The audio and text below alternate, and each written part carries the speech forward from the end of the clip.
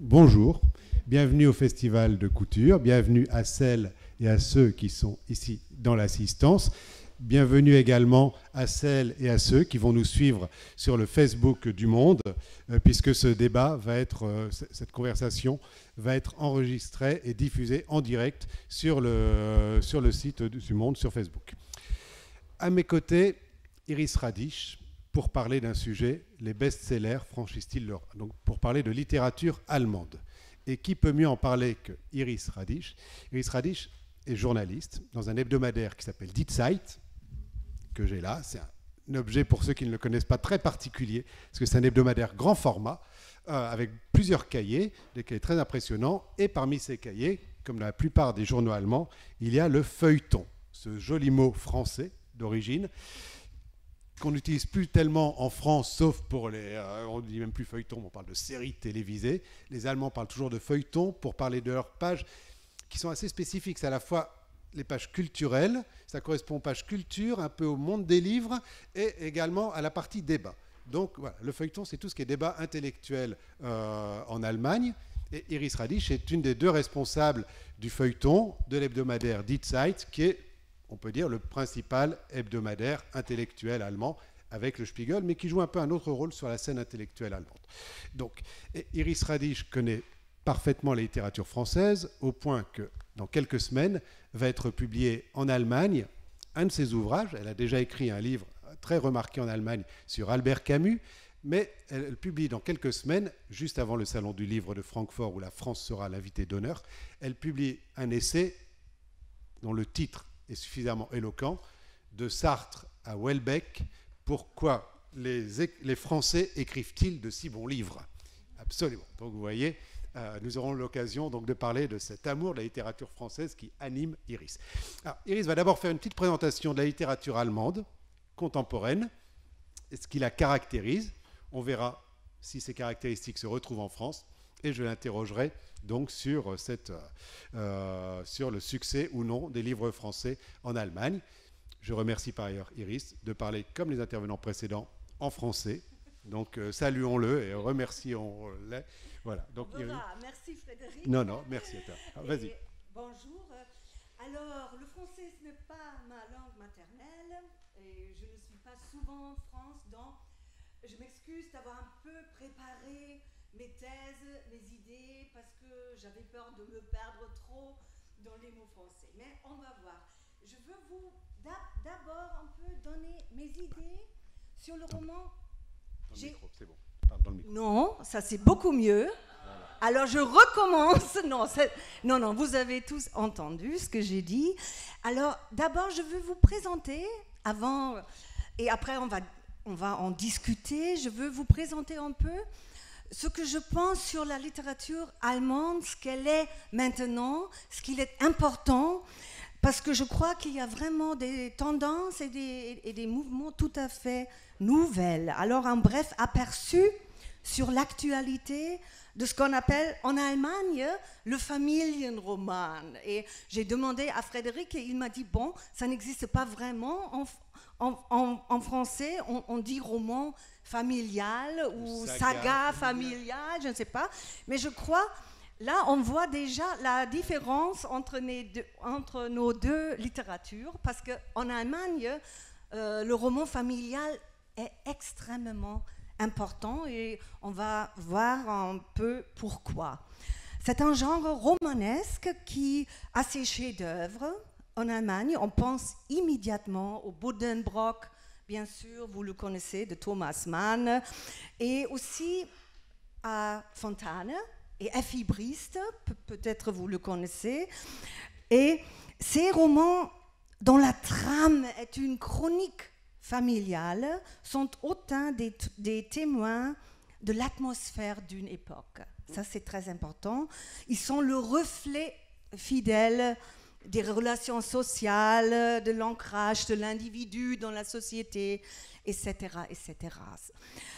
Alors, il me semble que l'engouement pour ce type de roman a plusieurs raisons d'être. En Allemagne, mais aussi en France, la génération dite 68 heures. Alors, ce ne sont pas nous deux, mais c'est la génération avant nous. Et cette génération avait plus écrit des romans familiales. Il y avait une rupture très sévère et très profonde avec une longue tradition littéraire en Allemagne. Et ça, c'est très important pour voir ce qui se passe maintenant. Et pourquoi il y avait cette rupture?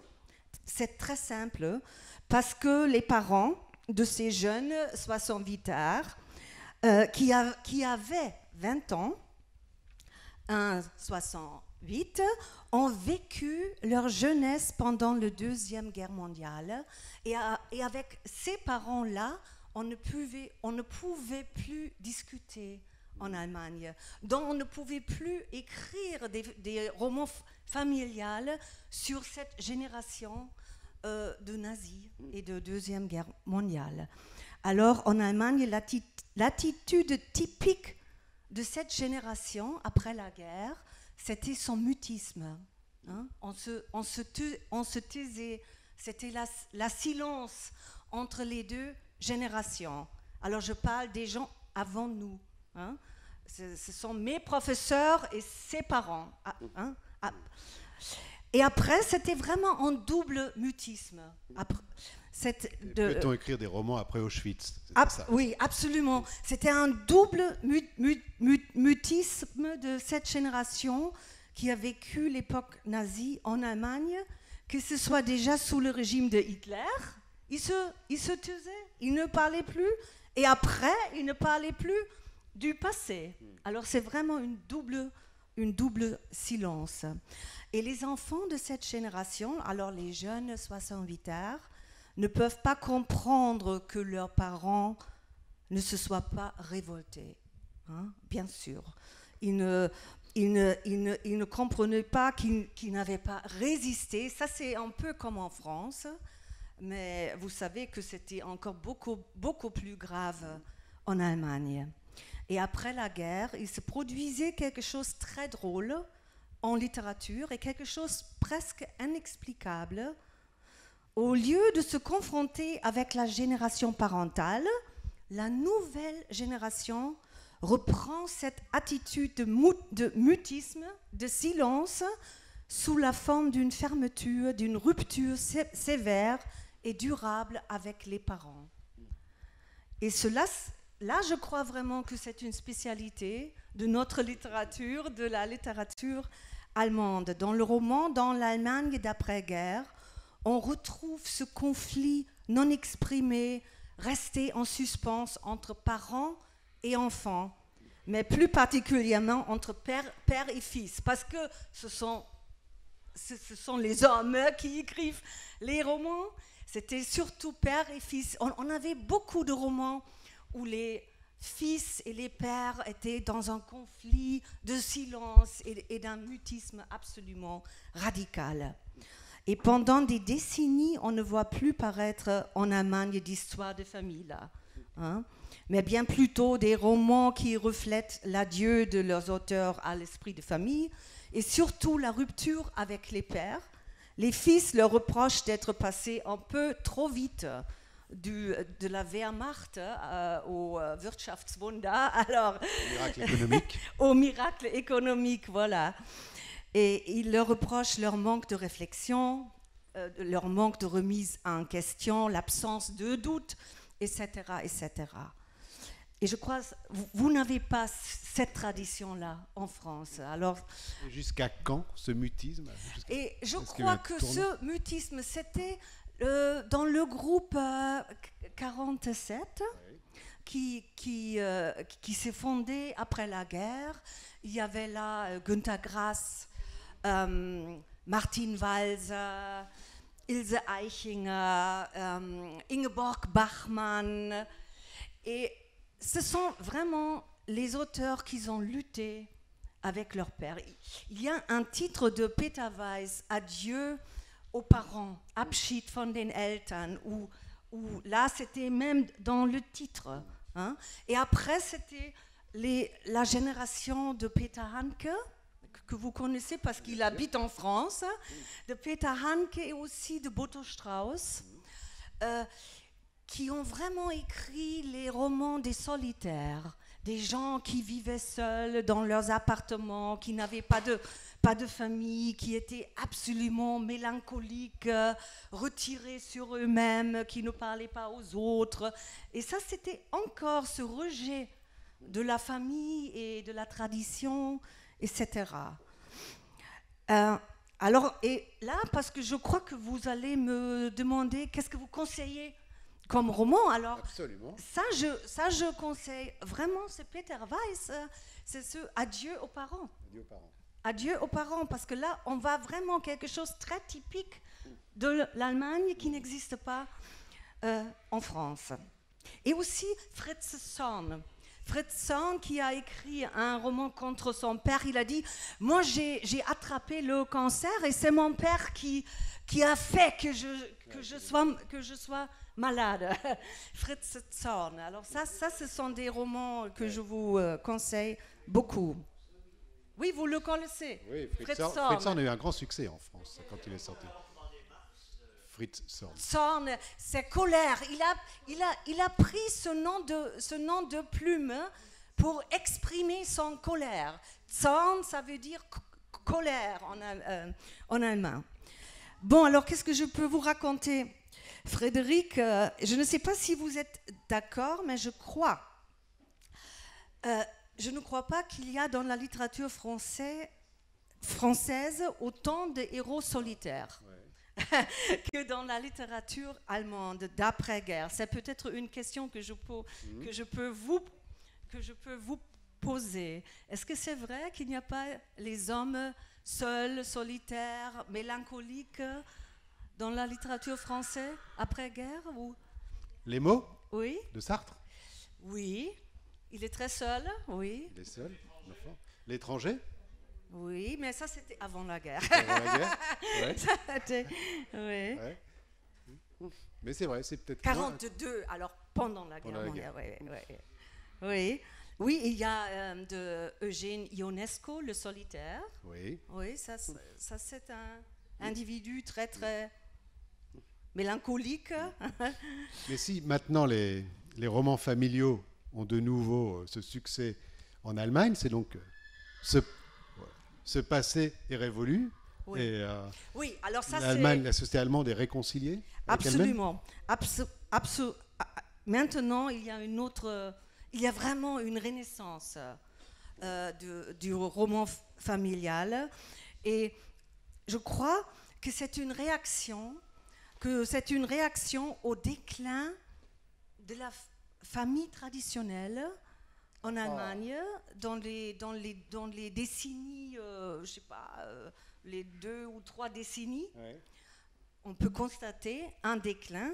Avant, c'était dans la littérature que les héros étaient seuls, mélancoliques. Maintenant, c'est dans la réalité. Il y a, je ne sais pas, dans les grandes villes en Allemagne, il y a presque la moitié des foyers où il n'y a qu'une seule personne. Alors, maintenant, on a la solitude dans la réalité, et on a une renaissance de la famille dans la littérature. Alors, soit la littérature précède la réalité, absolument, soit elle la compense. Absolument, absolument. Mais c'est une compensation, c'est une réaction. Et ça, c'est très drôle. Et j'ai discuté un peu mes idées pour ce festival avec une amie française. Et elle m'a dit... Oh là là là là, tu ne peux pas parler de la crise familiale en France. C'est pas possible, c'est un sujet extrêmement délicat. Il faut que tu fasses attention. On va te traiter comme extrême droitiste si tu parles de la crise familiale. J'ai dit bon, alors. Mais non. Alors. Le risque est faible. Alors qu'est-ce qu'il y a? Pourquoi? Oui, parce que elle a dit. Alors son argument c'était.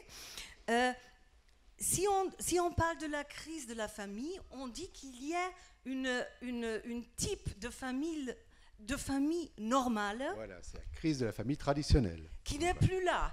Et comment tu peux parler d'une famille normale? Ça n'existe pas. Il y a autant de formes de famille que des nuages au ciel, je sais pas.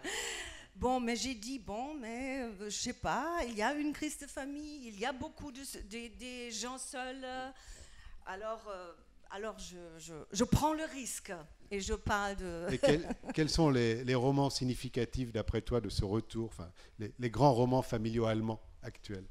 Oui, alors dans cette situation-là qu'on a, on remarque vraiment depuis quelques années un véritable retour. Et aussi dans les films, parce qu'on a parlé des films allemands, je crois qu'on remarque aussi un retour du Heimatfilm. Ouais. Ça c'est quoi en français? On dit Heimatfilm en français? Non, on ne dit pas Heimatfilm en français. Film du terroir, ok, merci Frédéric Léger, absolument. Les films disons films du terroir, d'accord. Oui, mais de même, on remarque ce roman dit de famille. Et de quel roman je parle? Il y a plusieurs, il y a beaucoup. Hein, je peux juste prendre quelques-uns. Je ne peux pas nommer tout. Je commence par plusieurs romans des auteurs qui ont passé les 50 ans. Quand ils se sont mis à écrire pour la première fois, c'est un metteur en scène que vous connaissez sans doute, c'est Oskar Röhler, hein, qui a écrit un roman familial. Et c'est un acteur assez bien connu en Allemagne, il s'appelle Josef Bierbichler. Ouais. Et Josef Bierbichler, son roman s'appelle Mittenreich, je ne peux pas vraiment traduire ça. Et cela a été filmé. Il y a un film de ce roman qui vient de sortir. Et il y a un troisième, il s'appelle Eugen Ruge. Alors je commence peut-être par Röhler, ouais. Par Oskar Röhler. Ouais. Son roman s'appelle Herkunft, alors origine. Et son roman enterre vraiment la hache de guerre de la génération avant. Et certes, le héros se révolte là contre ses parents, par exemple contre son père Rolf. Ça, c'est vraiment en 68 heures. Il se révolte contre son père. Parce que, je sais pas, parce qu'il est trop gauchiste, parce qu'il est trop laissé aller, parce que... Le père est trop parce qu'il n'est pas un vrai père. Parce qu'il n'est pas un vrai père. Il dit par exemple que son père Rolf, qui devant l'enfant baise sa mère sur la nouvelle machine à laver. Il reproche ça au père. Il dit, qu'est-ce qu'il fait? C'est pas un bon père, alors qu'est-ce qu'il fait? Et qu'il prend plus soin de la caisse de la RAF, ce sont les terroristes allemands, que de son propre fils. Alors ça, ce sont les nouveaux reproches. Voilà. Mais, et ça c'est nouveau, il trouve refuge et soutien auprès de son grand-père, de son papy nazi, Erich, qui crache chaque fois qu'il entend parler de la République fédérale et qui passe l'essentiel de ses journées seul avec sa collection timbres du Troisième Reich. Alors ça, c'est le grand-père qu'il est aimé par un fils des 68 heures. Alors là, on voit vraiment ce retour même un type de père absolument atroce. Moi, je dirais absolument atroce, mais pour ces fils des 68 heures, c'est la famille idéale.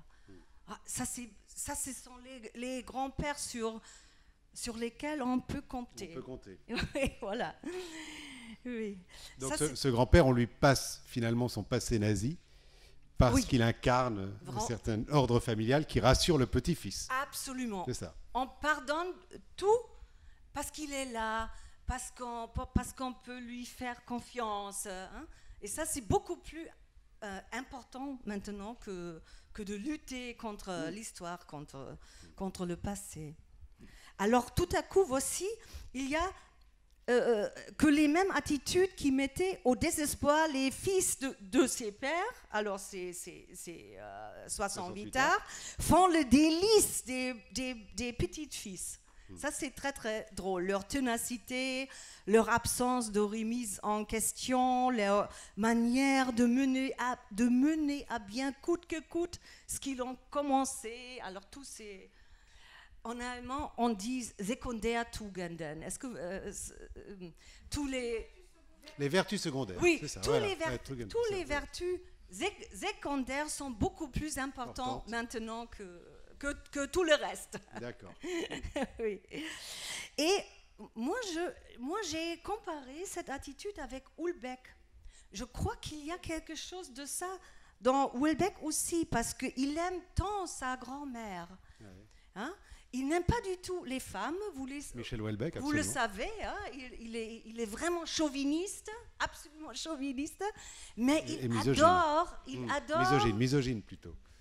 Non. Bon, c'est misogyne, oui, oui. Je crois. Alors misogyne, oui, merci. Mais il adore les vieilles femmes et les grands-mères à cause de ça, à cause des vertus secondaires. Voilà. Parce qu'elles sont là, elles font la vaisselle, elles font tout, elles s'occupent des... Mais pourquoi justement est-ce que Houellebecq a tant de succès en Allemagne? Voilà, absolument. Non, c'est une question. Et à vrai dire, j'ai rencontré Iris Radish à une date particulière qui était le...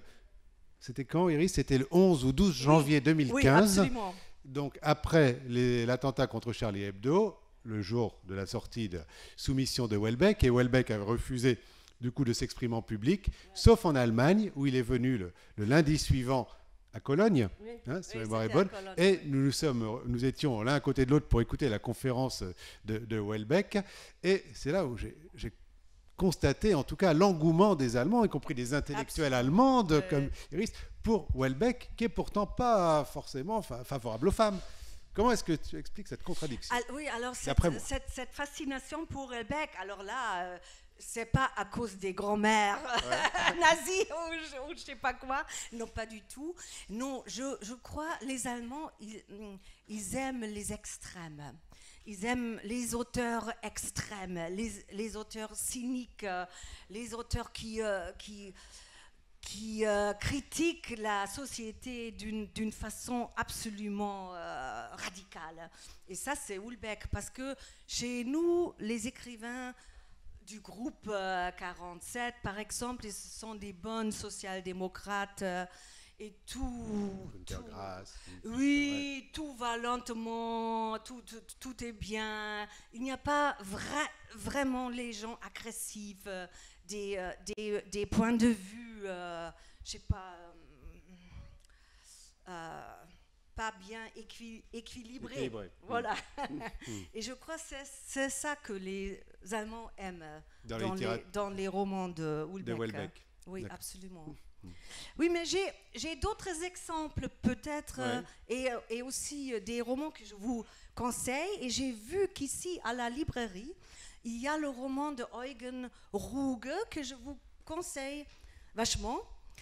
Ça s'appelle en allemand In Zeiten des abnehmenden Lichts. Et je ne sais pas si ça s'appelle En ce temps où la lumière décroît ou si... Non. Vous avez le titre en français? Quand la lumière décline. Merci, madame. C'est beaucoup plus beau. Oui. Voilà.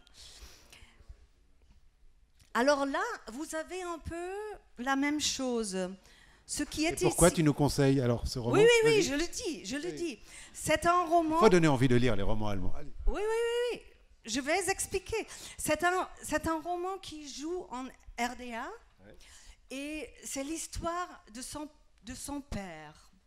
Et son père, c'était un historien célèbre en RDA. C'était vachement un communiste féroce. Et le fils lui pardonne complètement. Alors ça, c'est vraiment... Là, on a encore ce rapprochement des générations. Mais de l'autre côté du mur en RDA. Hein. Parce que l'autre là, j'ai pas dit, et aussi Josef Bierbichler, ce sont les écrivains de Bavière, dans l'ouest de l'Allemagne. Et Eugen Ruge, il est de l'ex-RDA. Hein. Une distinction, on le verra d'ailleurs dans la table ronde sur une ou deux Allemagnes, qui est encore tout à fait importante dans la société allemande aujourd'hui. Oui. Parce que c'est pas évident pour le public français. Oui, c'est absolument. Il vient de Bavière, il vient de l'Allemagne de l'Est. Okay. Absolument. Précisons-le. Dans cette génération-là, parce que Eugen Ruge, je ne suis pas absolument sûre, mais il a peut-être 60 ans. À peu près 60 ans. Donc c'est une génération qui a été absolument élevée en RDA. Et pour cette génération-là, ça fait une différence. Il y a de l'eau. Il y a de l'eau, une bouteille d'eau. Oui, donc j'en profite pour faire de la publicité, pour vous dire qu'il y a effectivement une librairie, vous avez vu, dans le centre du village, avec plusieurs livres allemands qui ont ou qui vont être conseillés par Iris Radic et que j'ai conseillé aux libraires effectivement de mettre en valeur pour vos lectures estivales. Merci beaucoup pour cette petite pause. Bon, alors qu'est-ce que je peux vous raconter de ce roman, qui est d'ailleurs très drôle et ironique et très traditionnel aussi. Ce sont tous les romans qui sont écrits d'une manière très, très, très traditionnelle. L'avant-garde, ça s'est passé. Ça n'existe presque plus dans la littérature allemande, comme d'ailleurs en France. Il n'y a plus des avant-gardes. Ça, c'est, je sais pas. C'est un regret. Je sens un regret absolument, là. Absolument. Je le regrette beaucoup. Oui. C'est un style très calme, très bourgeois, très. Mais et ça s'explique parce que dans ce roman, il découvre un peu la tradition bourgeoise. Même dans les familles de RDA, ce sont des familles où on lit beaucoup Goethe et où on croit en même temps dans la victoire finale de la Révolution et on lit Goethe en même temps. Hein, ça, c'est très, très drôle, très, très drôle. Et après la chute de Mur, tout le monde tourne le dos de ce père. C'était vachement une génération perdue. Après la chute du mur, il y avait une génération des intellectuels qui étaient perdus parce qu'ils fonctionnaient uniquement dans le cadre intellectuel de RDA. Hein, ça, c'est clair. Mais, et ce père aussi. Mais ce fils, il retrouve l'univers de son père, il se réconcilie avec lui et avec son univers. Et ça se lit d'une manière très très bien. Et le troisième exemple, là, je ne suis pas sûre si c'est traduit, c'est Josef Bierbichler. Est-ce que tu as trouvé Mittenreich? Alors, non. Je ne crois pas qu'il ait été traduit. Alors peut-être je ne raconte pas ou je raconte? Très rapidement. Pour inciter un éditeur à le traduire en français. Alors moi j'ai beaucoup aimé ce livre de cet acteur. C'est un très bon acteur, un beau homme que j'aime beaucoup.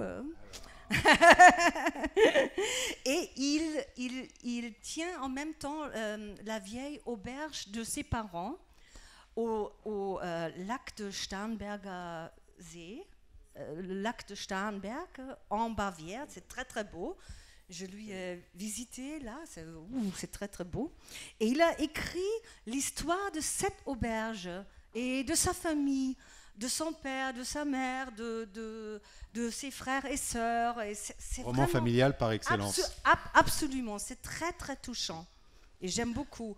Et il m'a dit, ça c'est bien, je lui ai demandé pourquoi vous faites ça. Vous êtes acteur très célèbre, pourquoi vous écrivez d'une auberge, d'une père agriculteur, etc. Et il m'a dit... L'auberge bavaroise en plus. Oui, il m'a dit, l'idée du moi était à 1000 lieues de la pensée des paysannes. Cette conscience du moi était complètement absente chez les paysannes. Et il aime ça, cette absence du moi. Hein, ça, c'est pour lui vraiment le symbole de l'autrefois. Hein. Et il aime ça, il cherche ça. Hein, on retrouve un peu dans le film Heimat, d'ailleurs. Hein. Yeah, ouais. Il est un peu nostalgique. Et c'est un roman nostalgique, mais très fort. Bon. Alors, si j'ai encore le temps, je peux vous conseiller d'autres romans. Je voudrais que tu nous parles d'un genre littéraire, là aussi spécifiquement allemand, qui n'est pas que le roman familial, qui sont les krimis. Non. Ah non, je ne lis jamais je ne lis jamais des Ah, voilà le débat, voilà le débat. Je m'excuse beaucoup. Non. Parle-nous-en quand même pour en dire du mal. Voilà. Même du mal, mais... Alors, le krimi, qu'est-ce que c'est que le krimi? Mais je t'avoue que je ne les lis pas, hein, vraiment pas. Oui, mais il y a...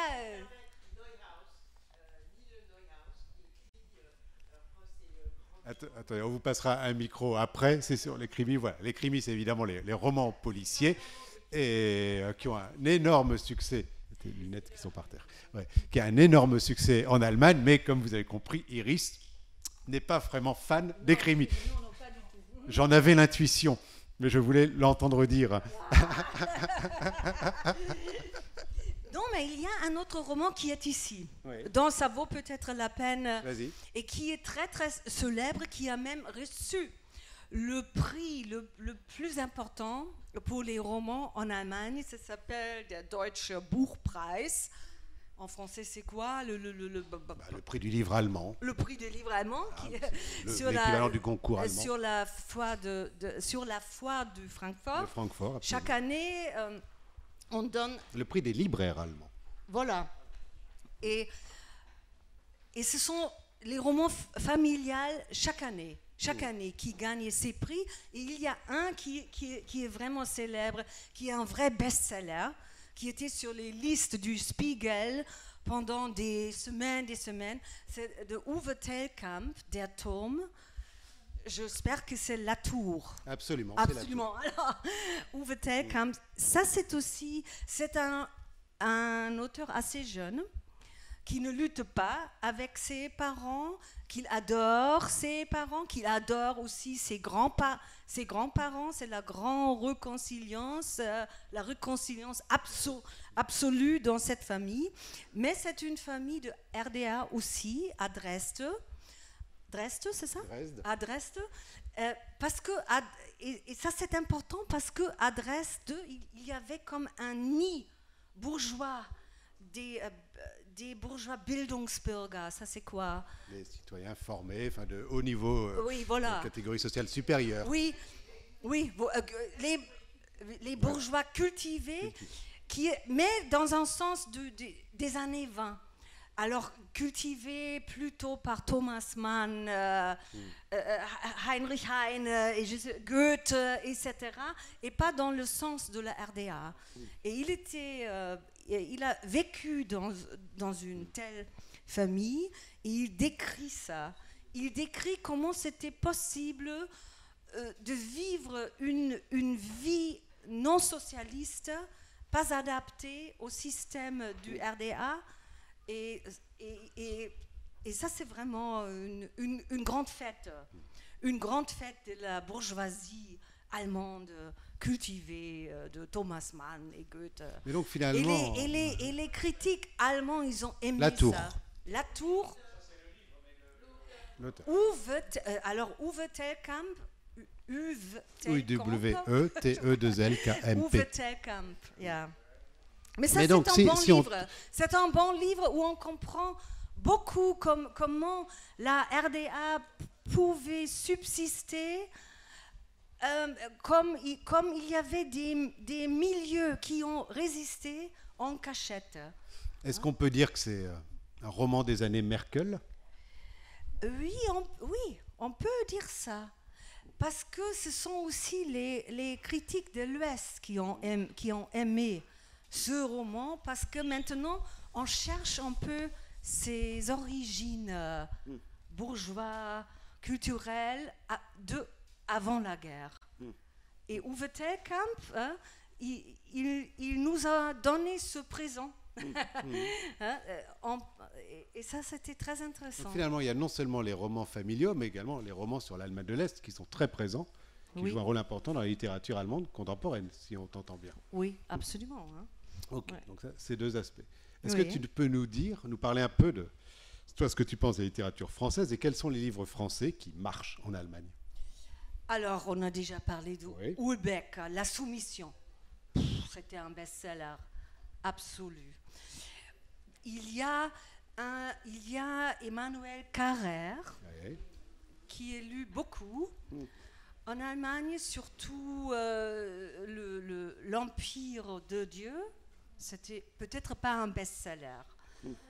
Le royaume de Dieu, oui, voilà.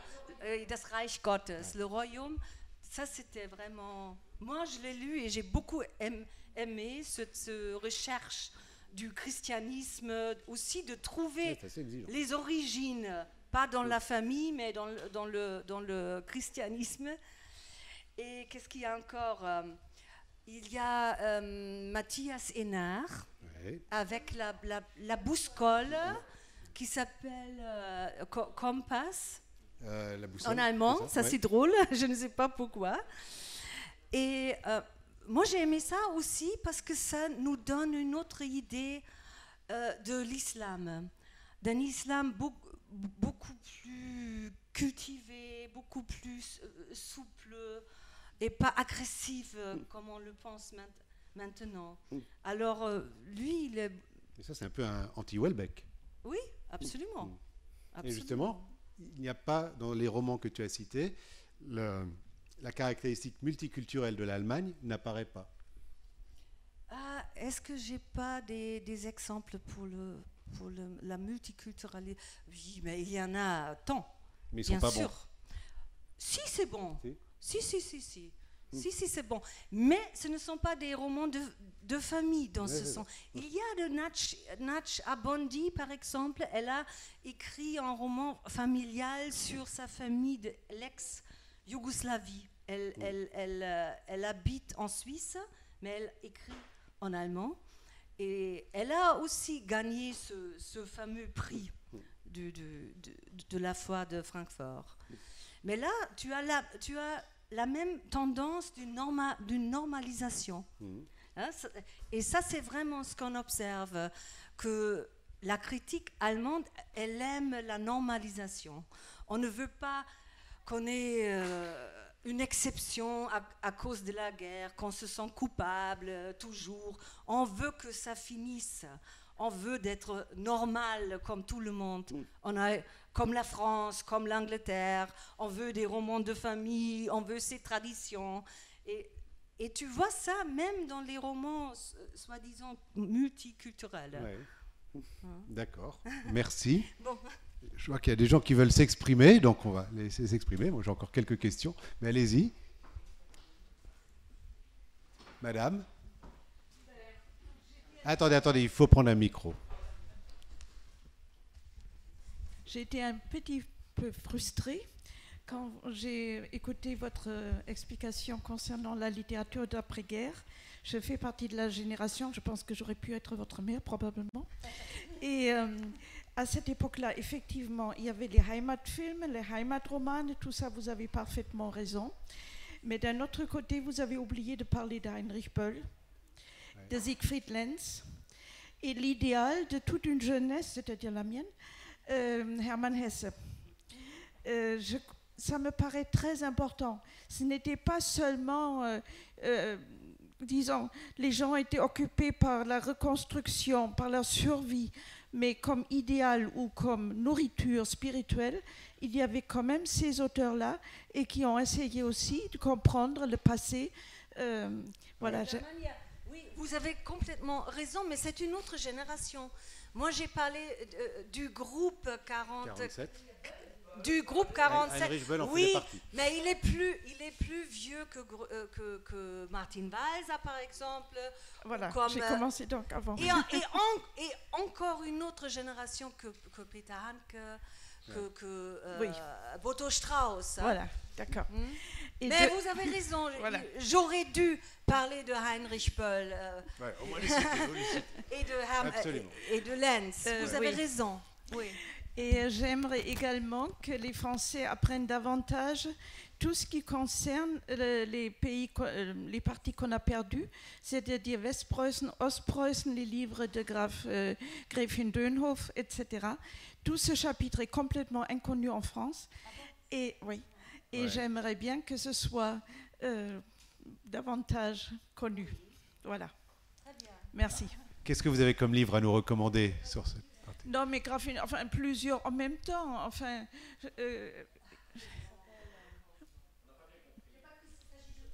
non, mais c'est-à-dire moi-même, à mon âge, je ne suis pas toute jeune, je réalise maintenant ce que ça signifiait, tout ce qu'on a perdu en 1945. Et c'est-à-dire la Prusse orientale et une éditrice, non, comment on appelle ça, qui travaille à votre journal, Gräfin Dönhoff, a vécu là-bas, a sorti des romans de son pays où elle a vécu, et j'étais absolument bouleversée, mais aux larmes, tout à fait récemment, quand j'ai réalisé ce qu'une grande partie, à peu près un tiers des Allemands, ont perdu suite à cette terrible guerre. Günter Grass représente aussi cette génération d'origine. Le tambour. Le tambour joue, bien sûr, joue un rôle là-dessus. Oui. Non, je suis d'accord, mais je ne sais pas, je pense que ce n'est pas assez connu. Le tambour. Le tambour, bien Oui, sûr, oui, non, oui, mais oui. bien entendu. Oui. Mais Oui, je veux mais- dire, tout ce chapitre, qui n'est plus du tout l'Allemagne, bien entendu, Ouais. ces noms qu'on ne connaît plus. Enfin, c'est le Ouais. livre que je viens de lire. Et au niveau de l'histoire, je trouve important quand même. Non, mais vous avez raison, de même que les Français ne Et connaissent en- pas, par exemple, tout ce qui s'est passé à Courlande. C'est aussi une réalité. Voilà, jusqu'au livre de Jean-Paul Kaufmann, il y a 3-4 ans, sur Courlande, c'était totalement ignoré des Français, cette partie de Et l'histoire. en Même plus, si Thomas Mann y a eu sa résidence en secondaire. plus, la duchesse de Marion Gräfin Dönhoff, elle était la directrice de mon journal. Bien sûr. Voilà, c'est ça. Besides. C'est ça, voilà. Oui, c'est ça.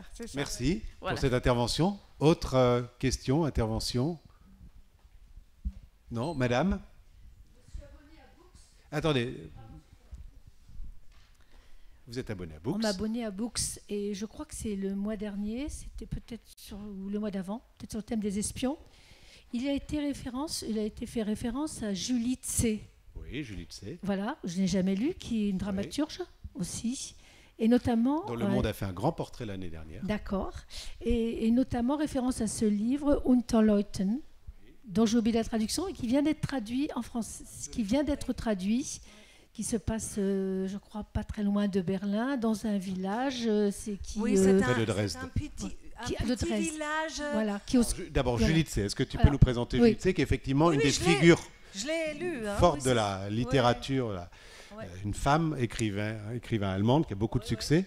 Alors, Julie Absolument. Tse, est-ce que tu peux nous en dire quelques mots? Effectivement, elle est traduite en français chez Actes Sud, si ma mémoire est Oui, bonne. c'est Unterleuten, ça joue, elle vient de Berlin, elle a quitté Berlin avec sa famille, et ça c'est sa vraie vie, elle a fait ça dans la réalité, et elle décrit la vie dans ce petit village en RDA De l'ancienne Allemagne de l'Est. où il y a les jeunes gens, les jeunes de Berlin qui ont quitté la ville, plutôt gauchistes, plutôt, je sais pas, de l'Ouest, et ils se confrontent avec les vieux gens de RDA, là, et tous les problèmes qui s'en suivent. à propos des éoliennes, je crois. Oui. À propos Et il y de a les l'arrivée autres, des on peut aussi éoliennes. conseiller les précédents romans de Julie Tse, qui interpellent beaucoup même la société française, qui sont sur les limites des libertés privées dues aux nouvelles technologies, au fait qu'il faut absolument être en bonne santé, ce que ça implique, etc. Enfin, c'est des romans très actuels, très contemporains, et vous avez raison, elle marque, je pense, le paysage littéraire européen. Merci. Et dernière chose, pour les littératures françaises, Lionel Duroy, qui est de Bordeaux, fait quand même aussi, ausculte beaucoup la famille, sa famille. Il ne fait pas partie de mes auteurs français préférés, parce que je préfère Mauvigné. Mauvigné. On n'a pas dit qu'il n'y avait pas d'auteur français qui traitait ce thème, mais Tout ce à thème fait, n'avait pas voilà. la place centrale qu'il occupe. Voilà, donc je pensais En aussi, Allemagne. et aussi à De Vigan, Oui. Delphine De Vigan, qui traite aussi de la famille, et Lionel Duroy. Voilà. Modiano, ça a été une surprise, non? Quand il a eu le Nobel. Absolument. Ouais. Ouais. Parce que j'ai cru, non, je sais pas, parce que ce sont les petits romans mélancoliques parisiens, Ouais. et j'ai pas cru que des tels romans peuvent Avoir le Nobel. gagner un tel prix, hein. Mhm. Parce que c'est pas les romans globaux comme on les lit aujourd'hui, hein. Absolument, absolument. Autre intervention? Autre question? Non? Mais est-ce que globalement, tu dirais que la littérature allemande se porte bien actuellement? Oui, Est-ce que- oui, je trouve. Oui. Oui. Peut-être même mieux que la littérature allemande. Non, vas-y. Parce que, comme j'ai dit, je reproche un peu Que la littérature à la, allemande se porte bien. je reproche. Non, moi, je préfère la littérature française à la littérature allemande parce que je reproche un peu à la littérature allemande son conformisme. Même Ulisse, c'est très petit bourgeois. Oh, c'est très. Je la reproche cette normalisation, Ouais. qui est aussi une normalisation de langue, de style, de perspective, des métaphores et de tout. Ouais. Alors, moi, je préfère Houellebecq à Ulisse. Je m'excuse. Ok. Bah, écoutez, merci beaucoup. Merci pour ces conseils, pour cette table ronde à la fois savante et intime. Absolument. Merci beaucoup. Alors, c'est la dernière table ronde sur l'Allemagne aujourd'hui. Mais, dans un quart d'heure, il va y avoir, nous vous proposons, alors je ne sais pas si c'est ici ou juste à côté, c'est juste à côté, dans le local des pompiers, une petite provocation qu'on a faite, puisqu'on a demandé à un sommelier allemand de Bordeaux de venir nous faire déguster des vins allemands et régionaux ici pour comparer les vins des deux côtés du Rhin. À bientôt et bonne dégustation. Merci encore, Iris. Merci.